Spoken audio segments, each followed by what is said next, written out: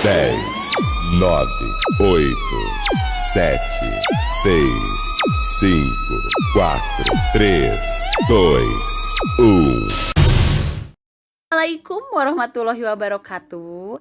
Apa kabarnya anak-anak hebat kelas 5? Ibu Rosa doakan semoga semuanya dalam keadaan sehat walafiat. Anak-anak hebat, anak kelas 5, apakah sudah siap untuk belajar hari ini? Hebat. Kalau sudah siap, duduk yang bagus, duduk yang manis untuk menyaksikan video pembelajaran hari ini. Namun sebelumnya saksikan dulu cuplikan berikut dan ikuti ya.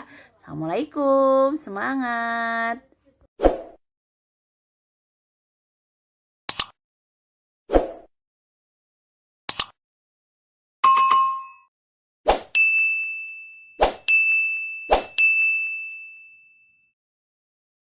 Alhamdulillahirrabbilalamin, anak-anak hebat, bertemu lagi dengan Bu Rosa. Kali ini kita masih akan membahas tema 7 peristiwa dalam kehidupan, subtema 1 peristiwa kebangsaan masa penjajahan, pembelajaran 4, 5, dan 6. Apa saja sih yang akan kita pelajari pada pembelajaran ini? Pada pembelajaran ini kita akan belajar muatan IPS KD 3.4 dan PPKN KD 3.3. Sebelum belajar, mari kita berdoa terlebih dahulu ya. Alhamdulillahirrabbilalamin. Anak-anak hebat, tetap semangat belajarnya, disimak videonya dengan sebaik-baiknya. Jika masih belum paham, videonya boleh diputar-putar. Jangan lupa buat catatan penting dari video ini, karena di akhir acara ada latihan soal yang harus dikerjakan. Semangat! Adapun tujuan pembelajaran hari ini yaitu yang pertama, setelah menonton video pembelajaran, siswa diharapkan mampu memahami perkembangan pergerakan nasional Indonesia. Yang kedua, setelah menonton video pembelajaran ini, siswa diharapkan mampu memahami, memaknai keberagaman sebagai identitas bangsa Indonesia. Perkembangan pergerakan nasional Indonesia. Secara umum, munculnya kebangkitan pergerakan nasional Indonesia dipengaruhi oleh beberapa faktor, seperti faktor internal dan faktor eksternal. Faktor internal terdiri dari penderitaan rakyat akibat penjajahan, 2. Lahirnya golongan-golongan terpelajar dan cendekiawan, 3. Sejarah kejayaan hidup kerajaan-kerajaan Indonesia di masa lalu. Faktor eksternalnya, kemenangan Jepang atas Rusia dalam Perang tahun 1905, masuknya paham baru seperti nasionalisme dan demokrasi, dan yang terakhir adalah kebangkitan nasional negara-negara tetangga seperti India dan Filipina. Tumbuhnya organisasi-organisasi menjadi awal dimulainya masa pergerakan nasional. Secara umum, masa pergerakan nasional Indonesia dapat dibedakan menurut sifatnya, yaitu yang pertama masa kebangkitan nasional, masa radikal, dan masa moderat.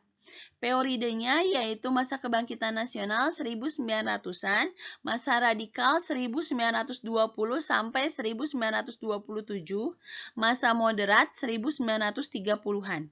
Karakteristik organisasinya yaitu masa kebangkitan nasional, babak baru perjuangan bangsa Indonesia melalui organisasi di bidang pendidikan, politik, ekonomi, maupun sosial budaya.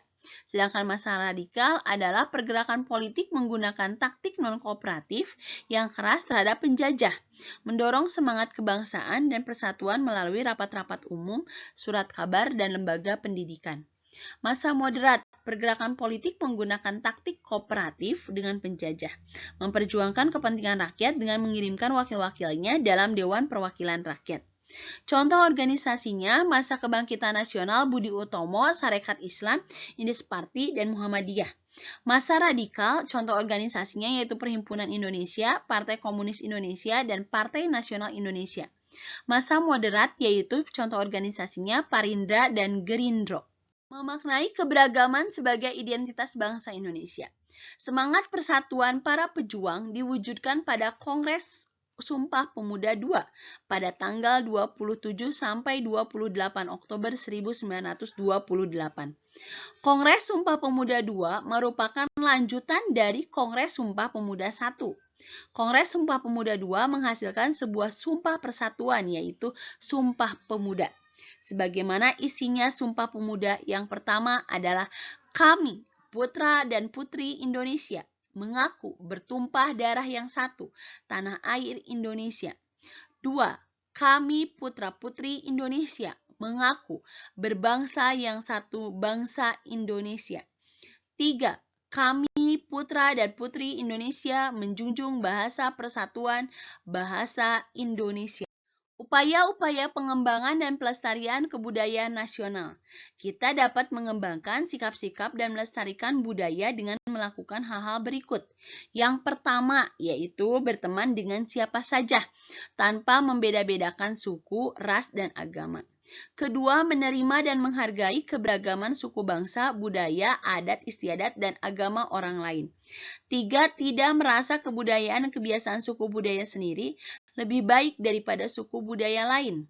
Keempat, ikut hadir dalam menyaksikan pentas kesenian daerah. Kelima, turut serta mengembangkan dan melestarikan budaya daerah di Indonesia. Alhamdulillahirrabbilalamin, anak-anak hebat.